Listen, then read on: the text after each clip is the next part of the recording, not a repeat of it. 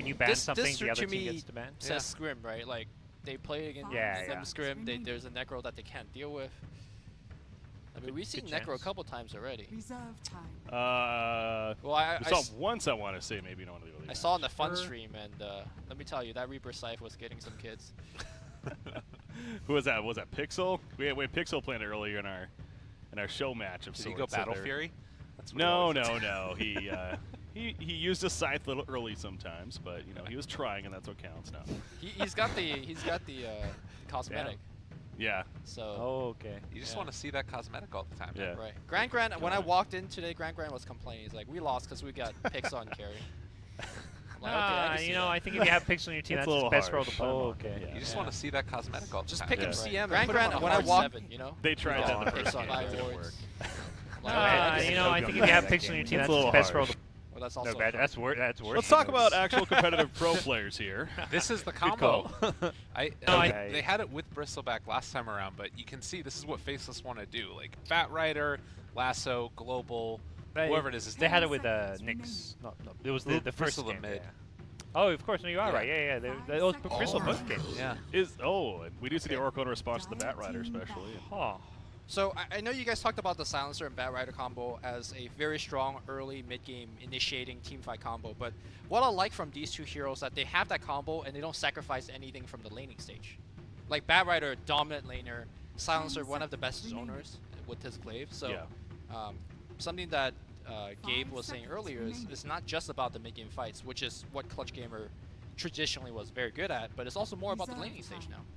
Is this a region-based thing? I mean, this is the...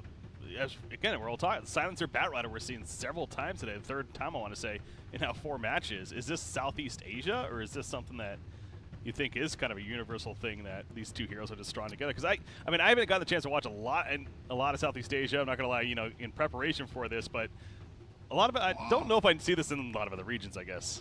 The duos started in the Chinese metagame, I'd say. We're seeing Silencer as a 5-position support was being spammed in China if you go back like 6 months ago, maybe. But I'd say like right now it's an SEA thing. I think what we're going to see is probably, as Lumi mentioned earlier, scrims. You know, you see something in scrims, it works a lot.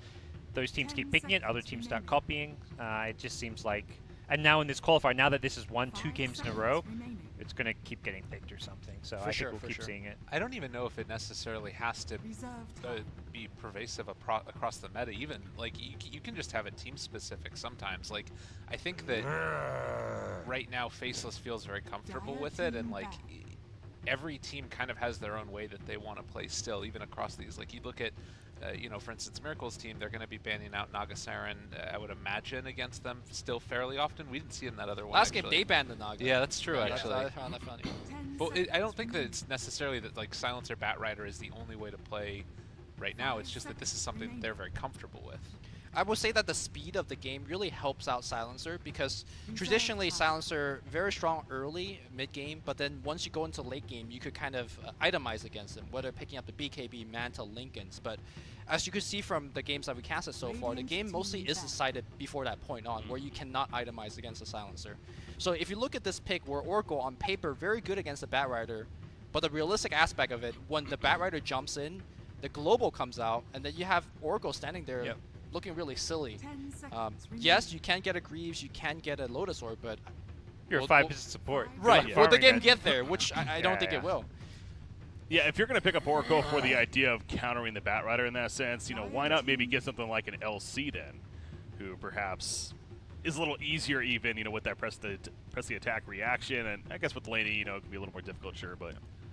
I think the other thing is maybe thinking about the laning stage. We saw Ice just like run over fools in the last game, and maybe that's what the Oracle is meant to be, is more of a way to help out that safe lane, to keep them alive. And you know, you got Fate's Edict to take off magical damage. The Purge as well takes off all the stacks, if I'm not mistaken, in the AoE.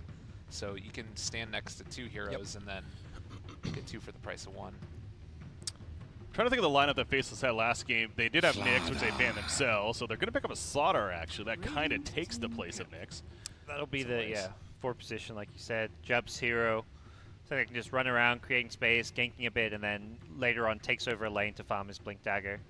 Is Lifestealer the 4th pick here then? I mean, he's great with Bat Rider and Slaughter as well, and Again, he was that pick last time around. I like it. I think it works. You know, it's, again, Oracle's not going to be able to use spells if he's silenced, and you get that mix of magic and physical damage. You've got Slaughter Lifesteal, but you've also got the Batrider doing magic damage.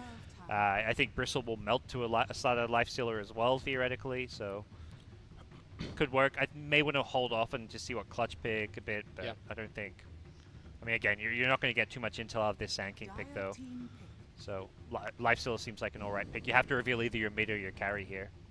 What do you guys think of Oracle kind of coming back a little bit? Because for the longest time, in fact, I still think to this day, Nahaz posted a stat about how Oracle is the worst win percentage hero in competitive Dota 2 history. We are seeing a little bit of a comeback because of some minor buffs with the meta, whatever you want to suggest. Do you guys feel like Oracle is a strong hero, or are you almost surprised to see him? Seems alright. Now, I think there was a period where everyone was over-picking it. I remember it was like I was at a Star Ladder or something, and every team kept picking. Every time I saw a pick, I mean, I hated the hero back then. Everyone was like, this team just lost. And then they lost like 90% of the games. Oracle just kept losing. But I think it's situational, and that's where I don't like it picked up first two. It doesn't feel like it's justified in the first two pick. I feel like that hero on paper seems like he could do everything, right? He could counter pretty much anything, but in actuality, think of like 3 situations that Oracle is actually good in draft. And honestly, truly, he's only probably good in 1 of those drafts as opposed to 3. I think people overrate how good he is fitting into this draft. And I agree with Parker completely. Like, picking Oracle second just to counter Batrider, I don't think that's enough. I think he needs to be countering a whole bunch of heroes before you even consider Oracle. He's also one of probably the highest skill cap 5 position support, incredibly hard to play. And not just for yourself, but like for your teammates, like knowing how to play around the fact that you can get magic immunity, but then you can't attack. Like sometimes you may be in a scenario where you want to put that on a carry here, but then they can't attack. It's like there's all these like funky interactions between his spell that it takes a really good Oracle support play to use, but then also a team to understand how the spells work as well. So I think it's just a hero people aren't good at playing around. It's almost like IO in that way. It is exactly IO. Yeah. It's just that even more complicated, I'd say. Like IO, I think most players and teams play with more. Oracle is just so rarely picked that.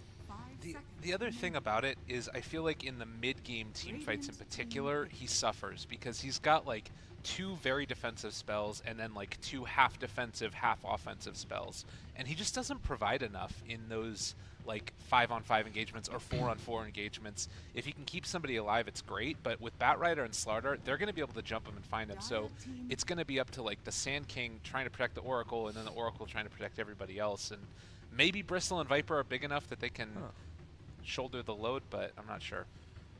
Yeah, interesting development there. Venomancer into now Viper. Yep. Final pick. So they didn't 4th pick the Lifesteal, they picked Lane instead. That kind of suggests that they didn't want to rush into the Lifestealer in case he gets kind of counterpicked, which to me kind of happened with Veno Viper, but they still ban it. I think the Lena with Slaughter is really good because Lena actually dishes out a lot of physical damage in the mid to late game once you start getting your talents in a couple of items. The plus 50 damage, the kind of Bloodthorn build-up we're seeing, Shadow Blades, so I think Lena actually is a really good physical damage here to pair with Slaughter. Did this Drow here? Sure. It can work definitely very well. You may get run out a bit in the laning stage by a Bristle is maybe the slight concern. It's not this. It's like a risky pick, but it works. Alternatively, yeah, I don't know. Alternative. Good call, Lyrical. Well played. So why did you like the Drow here, Lyrical? I think it's just you've got 3 other ranged heroes. They committed heavily for like kiting people, and if you're Drow, you can kind of keep the distance away from them and running them. They don't have. I guess Veno's deep push and Sand King's good deep push, but I think they just win the lanes pretty hard now.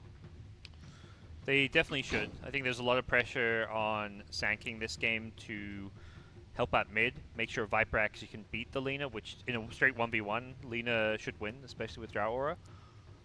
So I think Sand King's a better roamer than Slaughter, but going to come down to like kind of how they play it.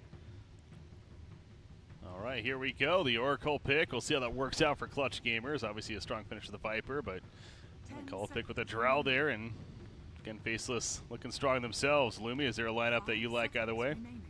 I think Faceless lineup seems much easier to execute. Largely a part of like Oracle is again like a very hard support to play. I think Venomancer as your carry position to me is also hard to play in the sense that your timing window is very limited. He's very strong relatively early on, but at the same time you want to close out the game early. I think a couple of players in the Summit kind of talked about that aspect. So I think Clutch Gamer's draft is extremely hard to play. Not to say that they can't play it. It's just that can you play it against Faceless? Yeah, that's the question. Oh, Gods, before we let you go here to get into the game, your predictions on now that you see the drafts. I'm gonna go with Faceless, but I think I'm kind of cautiously saying I think Clutch have an ability to kind of win the lanes and snowball if they play really well with the Sand King. So, but I'll stick with Faceless. Lyrical? I'm going to say Faceless too. I think that if Viper gets out to a good lead, you just spam Purifying Flames on him. He takes less damage from it because of the passive and gets the full heal still. So that's their goal, but it's not going to end up happening, I don't think. Well, they definitely got the tower advantage as well. So once again, thanks guys, but myself and Lumi into the game now for, again, both these teams 1-0, Faceless versus Clutch Gamers. Right here with the sad trombones and applauses. Lumi, what do you think of all that? Being able to, for the spectators being able to hear that. Do you like that? I mean, that's how Valve sells stuff, right? Players spam it. We know about it. I like spam it as well. It's you fun. think you're cool. You think you're artsy, and then they sell hats. I've never had a game yet where it's just like over the top done. I feel like it is just always adds humor when you kind of chuckle at it. So. I mean, they gave it a 30-second, or rather, like you can only spam it so much, every 30 seconds, right? So maybe once you start casting the South America qualifiers, they will. Oh yeah, a little change of pace there. There you go. They will be spammed because that's the region that drops items while laning. Drops items, try to attack it and break it themselves, but cancels the attack before. You know that's perhaps the region where might be exploited the most. But I think the interesting thing so far in the game is that Faceless avoiding sending Ice up top. So one thing I think I mentioned earlier when I was on the couch was that when you have a Drow lineup, the opposition wants to offensive tri-lane to shut down the Drow. Drow is not very strong as a laner starting at level 1. Once you give her a couple levels, she's decent, but at minute 1, she's not very strong. So most teams tri-lane against her. It seems like Faceless is expecting the tri-lane going up against her and now dodges it. And Faceless is correct because if you look at the top of the map, a lot of heroes are congregated there for Clutch Gamers. Yeah, that was definitely Clutch's plan. It is Clutch's plan, so we'll see how they react to this once they realize Batrider's already up here. But you got Sand King, Oracle, and the Bristleback heading towards the top lane. But Ice on that Batrider. He is flying up here, and again, didn't necessarily have vision of this, but he's going to need to play pretty defensive right here. Well, they can first blood him very easily. This is a very standard move for fake tri-lanes who coming out here, and now the root is channeled up. This could be a kill, I think. They're going in. Quill Spam will begin. The Pearl Strike follow up. Are the Quill Spam's going to add up enough? They should.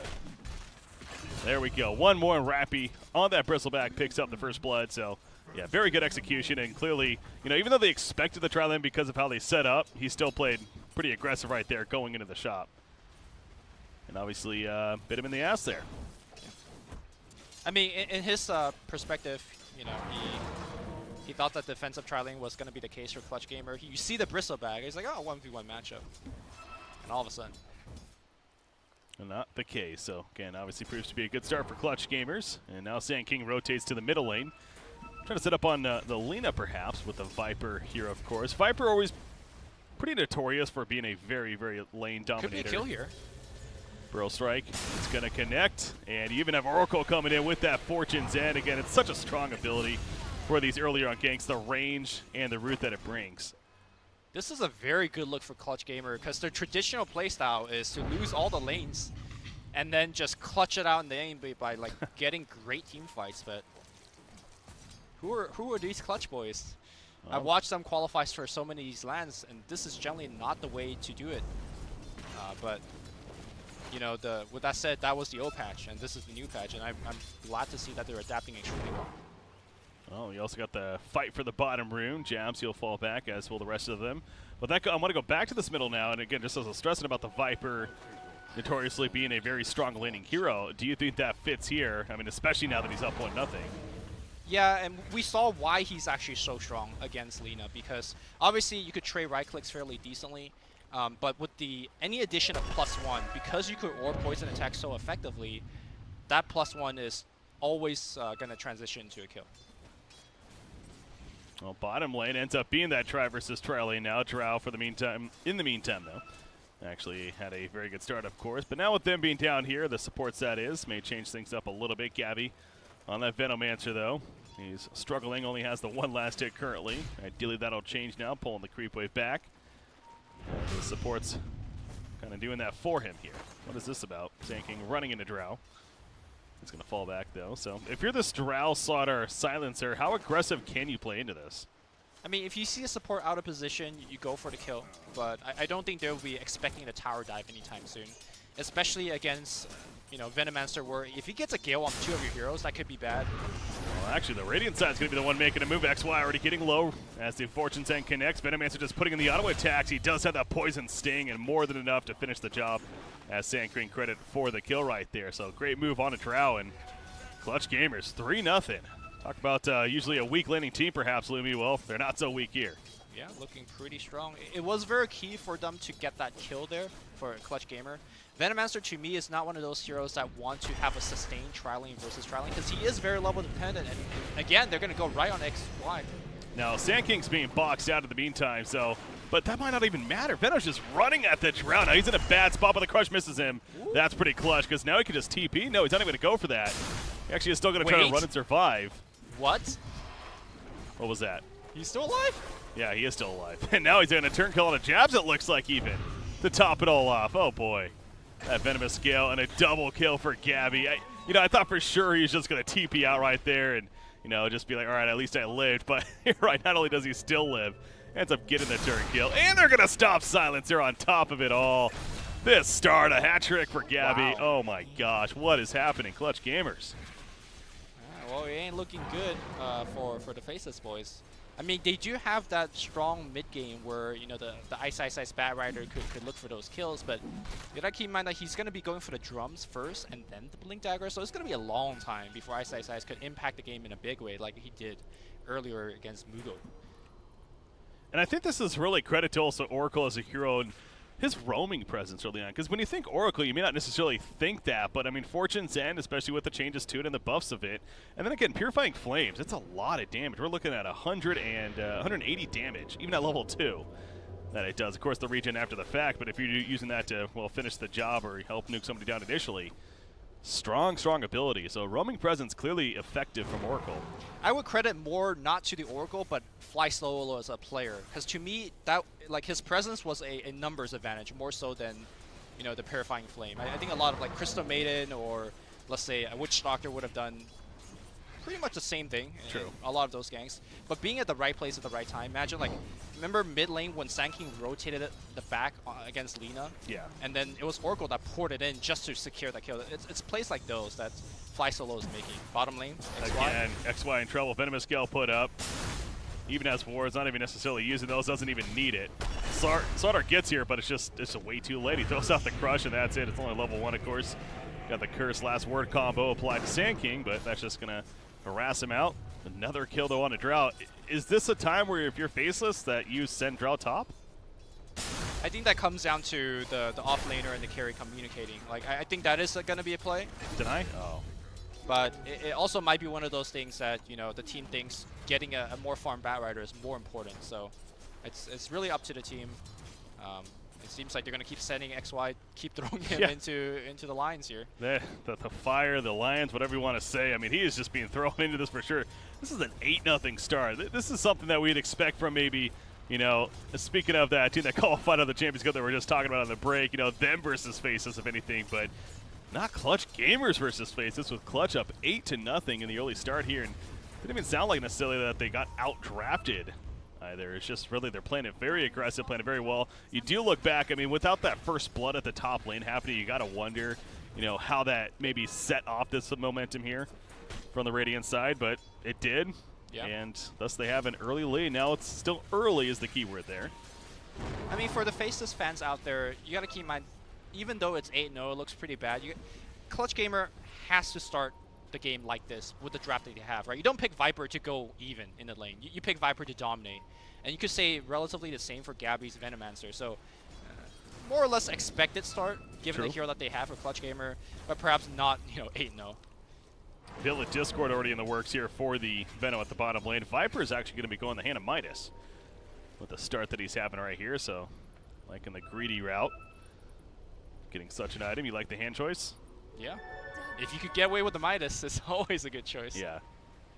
I think you're asking the wrong caster whether Anamitis is a good choice. Fan of the greed. All right. 99% of the time, like, yep, that is a good one. What's the 1%? I mean, last game we saw the Tusk buying it when maybe perhaps Greaves or Blink. Because they were losing really badly, right? In that position, so.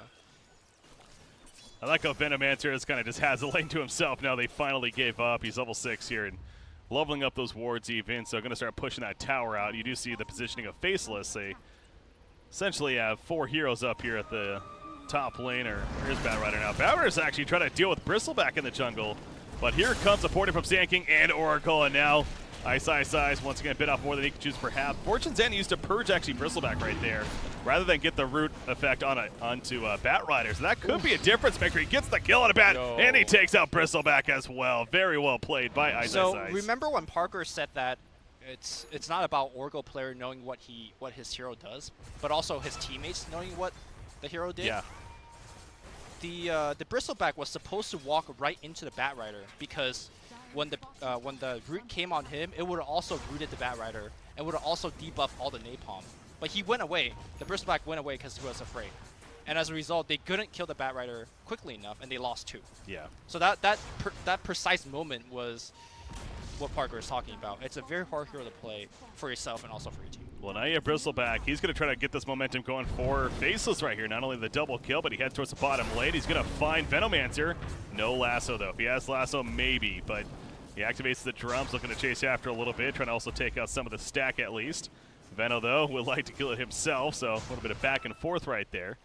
But, yeah, he's going to need to be that momentum here. We mentioned the last game how he was the MVP, and like I said already with this behind start, definitely going to need that from him with the drums purchase. Blink Dagger is still going to be a little away, though, in this game. But, yeah, they don't have the Lifestealer combination, though. So is that going to make it a little harder, would you say, for him to be overall very useful with these ganks?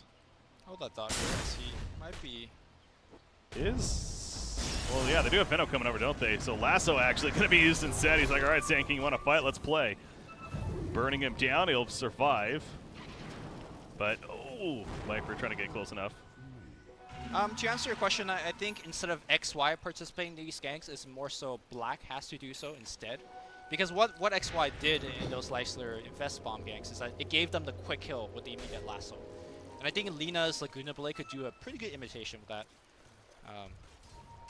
And then, you know, in turn, it's going to free up XY to be farming on a Drow Ranger. Yeah. I see right there. Venomancer trying to use the Invis rune to get positioning onto somebody creeping up, but Slaughter especially sits back in the tower. Either they saw him pick that up or they clearly felt something up, so he stays safe. But the Villa Discord is just about finished now. And going back to the Lina, I mean, she is farming very well. 4,500 net worth for her against this Viper, who is topping the charts at 5,000 net worth. The Hand of Midas finished on him. These stacked Ancients, though, being done by Rappy, meanwhile, on Bristleback. I'll look to finish that Vanguard, of course, as both teams get a tower kill in the process. So now that I thought a little bit more about your question earlier, like instead of having the Lifestealer, you have the Lina as the bursty pair to the Batrider. Which one's better? I think in this particular game, Lina might be better because the ideal target you want to be last lane is probably Gabby anyways. And when you're initiating on the Venomancer, you better be damn sure you can kill him fast, because if you don't, he drops off his Veil, he drops off his ult, and your team's in trouble. Yeah. So I think Lina in particular, being able to actually just like go through his HP, because he's not exactly the tankiest of hero, the Venomancer. The Laguna Blade could clean up quite easily. Well, you saw right there, they put some pressure on the middle tier 1 tower and ultimately get it fairly low, but not able to finish the job. But yeah, Faceless. Rappy in the jungle. Oh yeah, he is trying to steal some of these Ancients now, or if anything, harass out Bristleback. Yeah, so he'll get him to fall back towards that middle lane and still trying to get a little bit closer to that Vanguard. 700 gold saved up, only the Vitality booster needed, but Ice keeping up his own farm meanwhile, and the Blink Dagger again, about 1,000 gold almost saved up on him.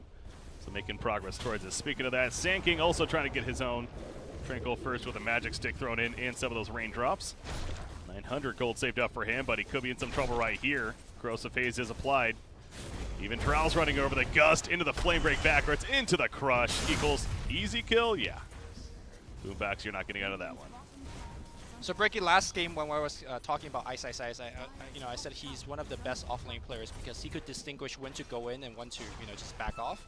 But also I want to point out that most other Batriders, when they're farming for the Blink Dagger, they do it very defensively in their own jungle. Just get out of everyone's way, clean up a stack or two. But look at what he's doing right now. He is farming the Blink Dagger in the enemy jungle. Yeah. Like, even though he hasn't had his blink, he's making huge game impact. Remember earlier he was in the jungle forcing like 3-man rotations? That's the difference. Other off lanes farm it passively, he farms it aggressively, sets up kills while doing so. Yeah. And that takes a lot of skill to do.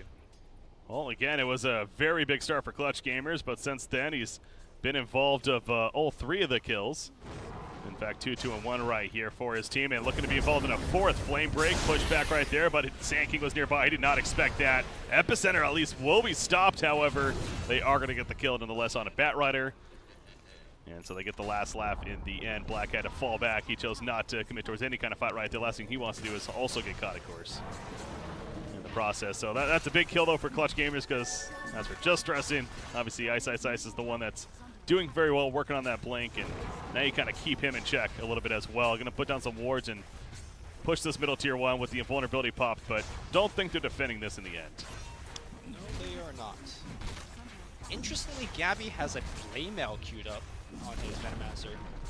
Now, I haven't been watching the recent hype that is the Venomancer carry. I don't think this is the standard item of choice, though. No, it's definitely not, I would say. I mean, I think there's kind of just a couple of directions that you can go in, right? Like, if anything, maybe something into the Guardian Greaves, into eventual Ags even. Right. Or more of that right-click style, but Blade Mail is definitely not one that I'm familiar with either. This looks to be more of like a suicidal move where it's like, hey, you could go on me, but I'm going to have Blade Mail popped, I'm going to just ult your whole team and veil you. All right, you got me. Good job. Yeah. And now half your team is dead. So it is a very interesting way of playing it. We'll see what he completes it, though. Bottom lane, Sand King, the Blink Dagger appearing on a Jabs right here and making use of it very quickly. So nice kill on a Sand King. And Drow's somebody we can't forget about. XY, he's done a decent job as far as recovering. He's only 5th in the game right now, but obviously was struggling early on, had all those deaths that he's working off of, the 3 to be exact. But now he's farming up the Radiant Jungle, and a Dragon Lance on him. It's actually almost finished. But yeah, that blink on Slaughter is pretty clutch. Good at this timing right now. Yeah. I mean, last game we talked about Jabs being able to go for the Hannah Midas early on his Nyx Assassin because his team is doing so well. This time around, complete opposite situation. He needs to pick up the slack, and he has been. So, well done here by Jabs. There's Bristleback finishing the Hood of Defiance and leading the way throughout his own jungle. Drell's pushing out bottom lane. That definitely could be a target that you want to aim for. As Oracle's making his way to try to get a good Fortune's End off. But speaking of Oracle, he's had False Promise now for a little bit. Hasn't had to use it yet. Obviously, other than these individual ganks. That's a good sign if you don't need to use False Promise. That's fair. Yeah. But what a difference kind of between the 2 Silencer game, right? Last time, I think Nuts at this point had like, I don't know, 18, 20 stolen int. This time 2. It's very, very different pacing of the game. Faceless has been struggling very hard. Finally, the Batrider blink comes online, so get a smoke. Time to ride the Batrider train. Let's go. Well, Oracle going middle lane with the Bristleback right here. Lena is going to mistime this stun, unfortunately. She was expecting that to be the first one, it seems like, and ended up being the second one coming in. So as a result, they kind of fall back from one another. But yeah, the blink on a Batrider. He's already lining up, hoping somebody pokes out here at the top lane. Doesn't seem like that's going to be the case, though. But yeah, when you really look at the theme of this Radiant lineup, it is a very, we're going to kill you, but kill you slowly and painfully. Between Viper, between Veno, between Bristle. Obviously with the Quill charges adding up, the Poison Ticks kicking in over time. So it's going to be the objective here. Bristle's pushing out top, and it seems like that the Dire's not interested in that target. With Viper nearby. I guess the other theme of this Clutch Gamer lineup is very slow and immobile. Like, for them to actually get any objective, they have to set up tent and camp in front of the building for a couple of wards. They don't do anything particularly fast. Yeah. And I feel like this is something that Faceless could take advantage of, whether it's through just ratting or just doing a very big wraparound play by setting up a smoke. Seems like so far they're going to just look for the trade, or no, are they going for his Roche sneak? These three heroes are running in a very awkward spot for Faceless. Yeah, they are going to check the Roshan pit, but definitely not going to be going for it, it seems like. And, I mean, they see them, a couple of heroes pushing out the top lane, so they seem a little indecisive. They're like expecting somebody to come back to the middle lane maybe to defend this, as the precision arrow was used there by Drow. But as we see, that's not necessarily the case, and they're losing a tier 2 in the meantime, so not a trade you necessarily want to be taking here. Oh, nice. Going on fly solo channels a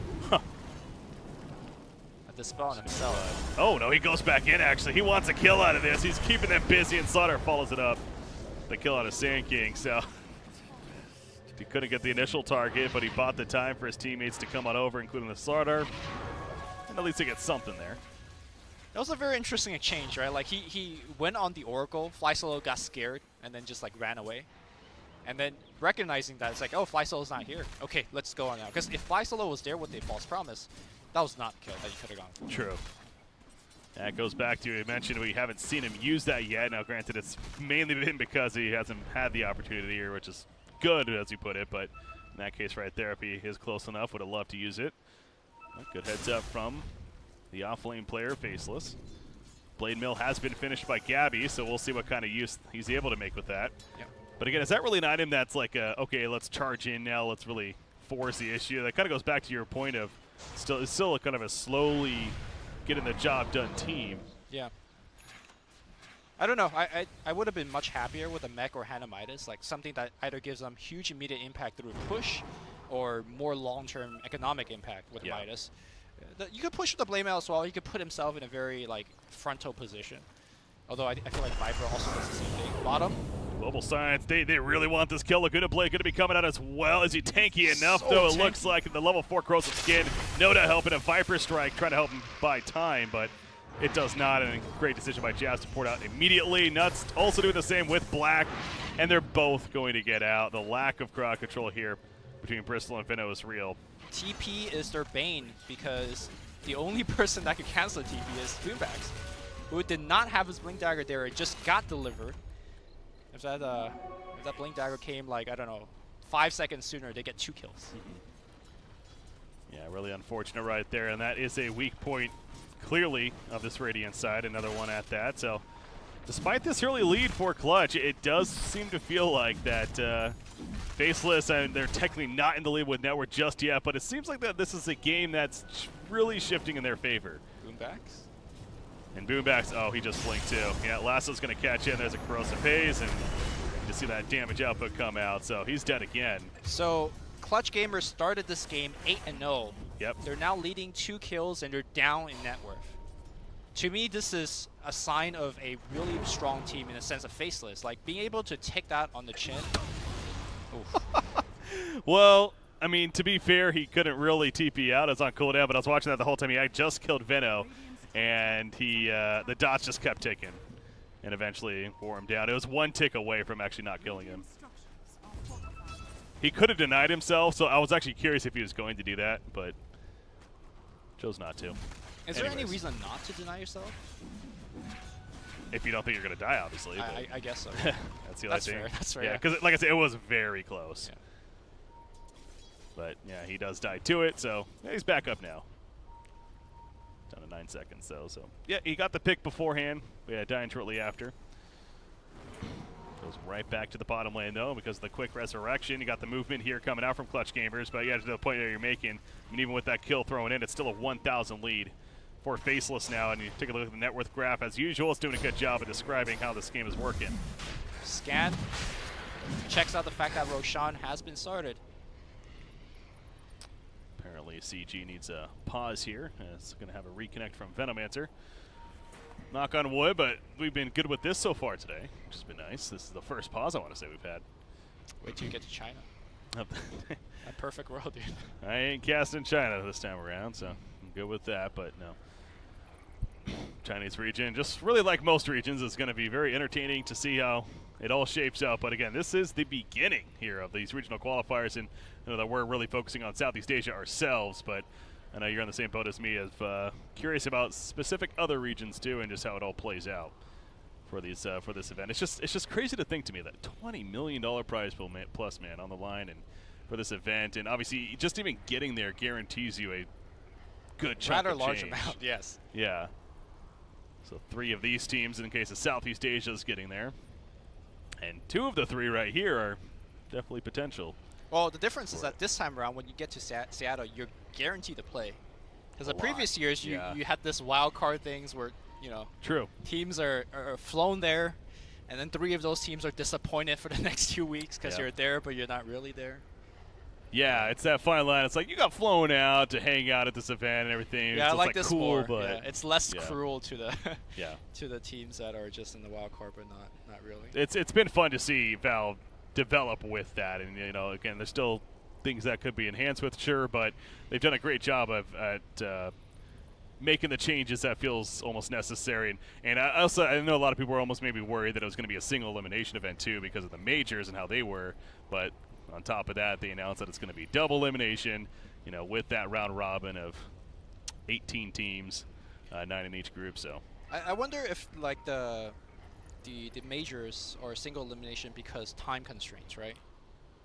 yeah, I mean that's the argument that I guess Because is you could do brought 2 up, weeks for TI, and people will watch 2 weeks for TI. Yeah. I'm not sure if people would do that for you would think that is. I do feel like that part of it is they kind of just also wanted to try it. Like, sure. I think that is definitely a big, and if it was received better, then they probably would have ran it at the international. I could have seen that because there is that. What do you think about it? Do you like it? What I've always said about it, I like the value that it brings as a spectator in terms of this. There are no second chances, right? And for me, as somebody that watches a lot of traditional sports, that's how it really works in, frankly, most traditional sports, is that you have the regular season, or in this case, the group stages, that then seeds you into a playoff bracket where then it's single elimination. There's no second chances there. So I liked it from that perspective, but I'm definitely not against double elimination. I do think that there's great value there, too, and it definitely makes for a dramatic event itself. I think judging from TI Pass, I feel like you could really tell teams that were going to win it, perhaps like day 2 or day 3 in the event, because you just know like one team is just playing better. TI3 Alliance was like that. They were just vastly better. Wings on point and TI6 looked like they were just invincible at times. So, and in that sense, I'm not sure whether it matters at all if it's double elimination or single elimination, because those teams are just on fire. But you know, like closer TIs.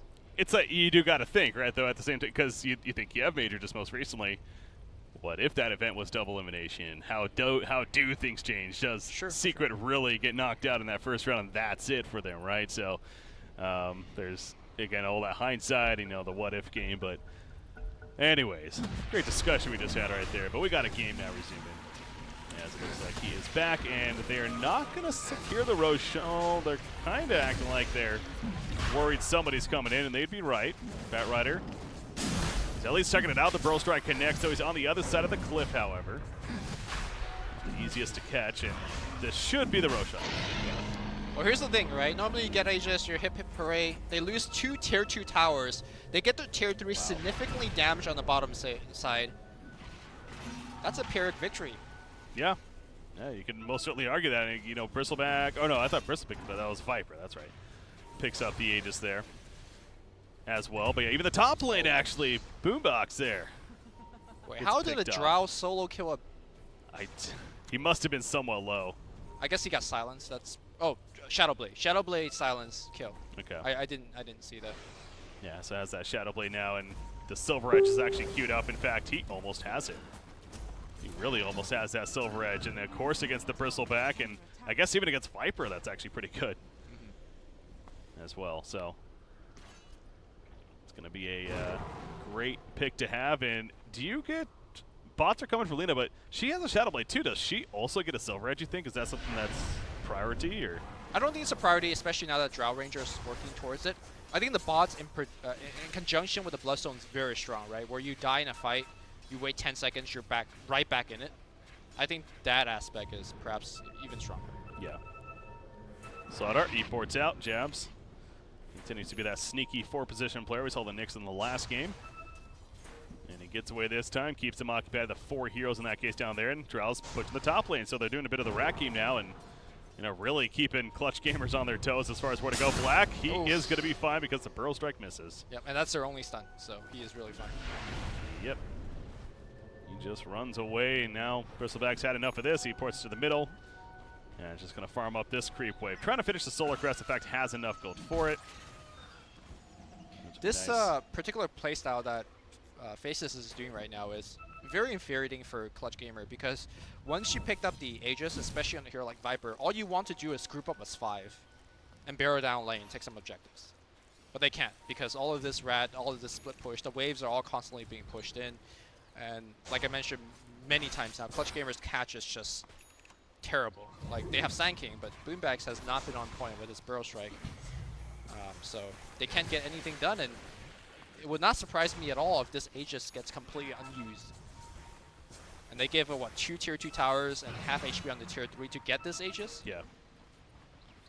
And I think that, not to put it all on Venomancer by any means, but I do think you kind of look at that blade mode. It's one of those items that, as you say, that's an item you almost expect to be fighting with, and you're getting that in almost a reaction, if anything. But that really wasn't the case for a bit right there, and that's not an item that's also going to encourage that theme. Now, he has a 4-staff into eventual Hurricane Pike, which definitely will start encouraging that a bit more, but the timing of said push idea where maybe they had that lead has kind of gone down a little bit. So, well, trust me, Gabby wants to fight. Like, he got the blame out for the fight. It's just that Faceless is not taking the fight to them, or at least not a 5-man, 5v5. They're just like surgically guerrilla style, extracting kills, extracting value out of the enemy jungle. And this is where, going back to the item discussion on Blade Mail that we had about 10 minutes ago, is like perhaps Midas. Like, if Gabby had a Midas, I would be a lot less worried for Clutch Gamer right now. I'd be like, okay, well, you're not getting the fight, you're not getting the value of the Aegis that you just got, but you got double Midas running, you can feasibly go into the mid and late game very comfortably. But he doesn't have the Midas. Yep. So I am very worried about Clutch Gamers. XY, the Silver Edge finish. He also has the BKB that he's working on. He's going to get back from the top lane, though. And farm in the jungle a little bit, because that's being pushed out by Viper. Meanwhile, he's trying to finish his own Maelstrom to come right here. Jabs is sitting up at the top. He has a 4-staff now to go along nicely with the blink. And, of course, lack of hard stun crowd control being there. But they do have a lot of slow, but, things like a 4-staff is going to be good for such item. Eventual Lotus Orb might not be a bad idea either. Faceless over here. Sand King, he's hunting, but goes back to the same story that we keep talking about of they really can't find the option here. Ice, Ice, Ice. He's going to just say hello a little bit, pull the creep wave, and farm it, do this aggressive farming, and then he blinks away before they could even jump him. So this has to be a very, very frustrating game right now for Clutch Gamers, especially after the start and all that momentum they had. But you really got to keep going back to this draft, and the lack of hard CC is what really is hurting them here. Yep. Something that I mentioned during the end of the draft is that Clutch Gamer has a lineup that's very hard to play. And one aspect of that is the timing of the Venomancer. You do great, you won your lane, you got a bunch of kills, but you need to close out the game relatively soon, because Venomancer is not a hero that scales, to, like, let's say a Queen of Pain would, or a Sven would. So the fact that he's like ancienting right now instead of like barreling down mid is a huge problem for Clutch Gamer. Prowl living at this top lane. Meanwhile, the BKB just about finished. Oh, looks like they might catch the Batrider bottom, I think. Well, no. No, they won't. Well, maybe Oracle trying to get up. No. Yeah, just TP's out. He just blinks into their base and TP's away while distracting 4 heroes. Just ice, ice, ice things. Sorry, I cut you off. You were saying Drow was doing some stuff? Oh, yeah, nothing important. Nothing important. Just doing my usual, making observations here. The BKB really is coming along with that pattern purchase just around the corner now. So, and that feels like that's going to be an item that, I guess they're not really in a hurry, though, as Faceless. Keep going back to that idea, too. It's not like he gets BKB and they feel the need to, push or really try to get that tier 3 tower. Unless you feel differently. No, I don't think so. Their hero scales very nicely. Drow Ranger has a lot of room to grow. You gotta keep in mind they have a Slaughter as a 4 position, right? Like, him getting 18 is quite big. Ice Ice Ice has a lot of room to grow item-wise. Silencer, same thing there. So, yeah, I think Faceless is sitting extremely content. So there are items that could make up for the lack of crowd control, kinda. You know, things like Rod of Atil's little cheaper version comes to mind, and then eventual things like Scythe, but can you even see such items coming out on any of these heroes? Yes, but not anytime soon, right? That's, Yeah. that's the problem. Glyph gets forced out here by Lina on the bottom side. A solo Lina gets to play in a spot like this is, again, just a huge disrespect to Clutch Gamers. Like, hey, I'm here, I'm in front of your tier 3, you can't do anything about it. Yeah. Obviously finishing that Silver Edge herself as well a little bit ago. So they have a couple of those now, and we honestly haven't even seen the break effect yet, but that goes back to the very passive game that this has turned into after what was a very intense battle, or very action-packed game even at the beginning. And the 8-0 start for Clutch Gamers, and since then it's 3-9, and that was 20 minutes ago, it felt like, when that shifted. So we got Viper. He's leading the way. We could finally see a little bit of action right here. Black double damage room, pops the Silver Edge. Where's the Sand King? Sand King is way back there. The open on a Viper. The Silver Edge break comes out. Sauter with the corrosive haze, that is. And that's a dead Viper for 60 seconds. Global Silence, no doubt working. He just nukes down the freaking Oracle. The false promise, still haven't seen it go off yet that time because she was just locked in silence and then killed shortly after. Matt Ryder's going to get caught a little bit too deep right there, but Bristleback will end up falling because of it. So 3-for-1, and they want to make it 4-for-1. Venomancer, he's going to get caught. He's like, all right, feel my Poison Nova as a result. The Blade Mail's up. Yeah, you got to be careful if you're Black. And actually, the Epicenter counter, Black made him falling right here. He actually suicides instead. Figures he's dead anyways, and Venomancer will go down to the base as they get the kill on a Sand King. So it's a complete wipe. Hey, that Bloodstone getting the tech of, hey, I ate a Veno ult for my team, and I healed them back up, no problem.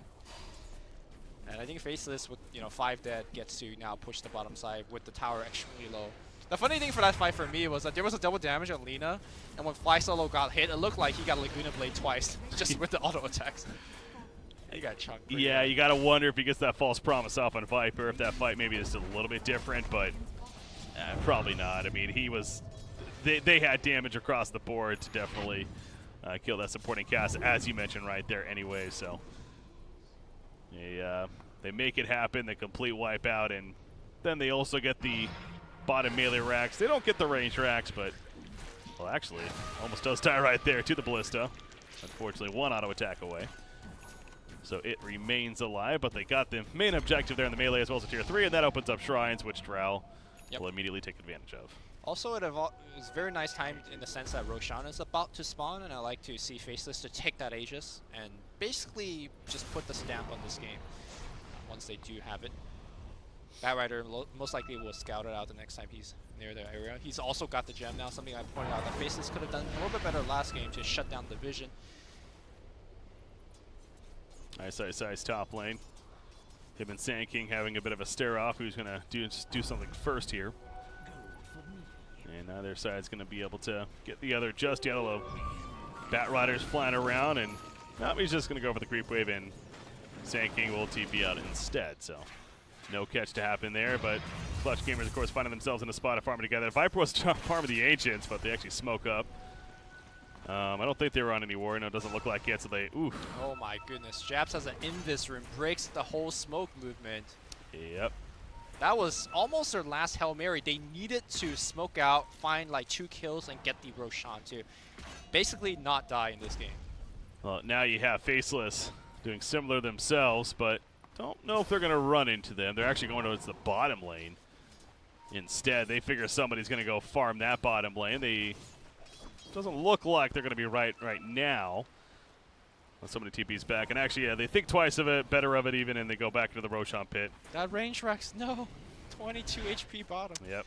It's going to be gone. Unless they run to his rescue, which, I mean, they forfeit the Roshan to do so. Yep. Either way, Faceless happy with the outcome. And there's that Roshan. So Cheese drops. Cheese picked up by Drow. Lina picks up the Aegis. Is there either way there that you think is better, or does Lina make sense with the Aegis? Yeah, I think it's all fine. Not really a question mark there. Heaven's Halberd trying to be finished by Bristleback to go with that Solar Crest. Talking about that item earlier. Viper An Assault Curios. Attempting to be finished as well. So it just seems like it continues to be a trend, though, of these items coming up a little later than they would have liked it. On a Clutch Gamer side, unfortunately. And this Drow now has, well, she's got the BKB, I guess, full 10 seconds on that. I feel like she's bought something else, though, right? There's something. Oh, that is her Hurricane Pike. There we go. Yeah, it's coming out as well. So a lot more damage, survivability kicking in. The Shrine up the top lane. They're going to kill that probably. Getting objectives done right here. So CG just moving as a team. You know, really, again, what more can they do? I really hope for Oracle's sake he's at least able to use False Promise once. That actually does something. Yeah. And, you know, this is why Nahaz always say this is the lowest win rate hero. It's so hard to find a good situation. Yeah. Take out the tier 2 right there. Easy for Black. And only 8 Bloodstone charges, but overall, it's been pretty good use of them. The first one was to solo kill the Veno earlier on in the game, and then the second one to really set up winning that team fight there, getting the full genocide. And he's just keeping that distance there. I love that 150 attack range talent. Is the genocide the sound that they play for a 5 kill in Han? Yeah. I'm just wondering. I've never played Han, but I do recall seeing or hearing something like Go back to those terms every once in a while.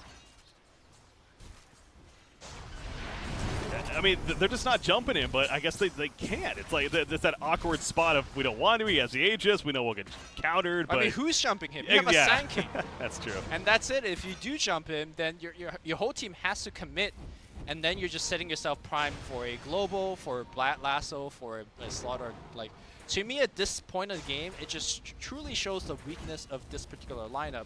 This is not the place that Clutch Gamer envisioned themselves to be in. Especially at a time when they were up 8-0 in that early game again. Bad Rider, he's had enough waiting around, picks off Venomancer and brings it right in the midst of everybody. And there's the false promise. It will save him with the Shrine use as well. It's going to be interesting to see. Does he live through this? Yeah, double Shrine. Yeah, he should definitely live. All right, 4 HP. All right, 2 Shrines used. And Global is down, so I guess Faceless just backs off for a bit. Here's the thing, like, they just kind of messed up, or not messed up, but they couldn't get the kill that they went for. But they don't pay for it, you know? They don't lose anything. Global Science is really the only thing, as you mentioned, but yeah, it's up at 95 seconds. Again, no hurry here. They're just going to be patient about it, spread out, get more farm elsewhere. The only one really farming on this Radiant side right now is Viper. A little bit of Venomancer. The AC, though, is that really going to change much as we keep going back to Venomancer? The Ags is actually almost finished on Veno, and that could be pretty nice to have as well. Just a lot more damage output in the midst of a team fight. If and when it does happen. Top lane, oof. Yeah, Slaughter's thinking about it. He's pinging out like crazy. Batrider wants to as well. There we go. The Fortune Zen comes out. I don't know if it really did a whole bunch in the end, though, as Oracle goes down. The Viper Strike actually using a silencer. That's the support silencer. Gets the pick, but at what cost now for Viper? In a horrible spot as Bristleback also in the midst of that, too. But they're going to focus on that Viper. Get the easy kill, and not often you say that on him, though, first. And now Bristleback, nice flame break. Push back with a good play, but he has his back turn, so he doesn't really feel it too much. But it will set up the eventual kill, and that's the beginning of the end here now. That is the end, and that was the genocide. Rampage for Black. Okay, Viper buys back, takes some of it, but that's he wanted to feed some stats then. So, I'm not sure what about that final move out. They moved out as a group of 3 unit. They had absolutely no vision outside their base. Yeah. I mean, Global was down, so they were expecting perhaps they could find a Faceless straggler, but as Faceless shown there, they don't need Global to actually win the team fight because they're so vastly ahead. The worst part about that team fight was that Sand King got caught out. He was, I think, the 2nd person to die there.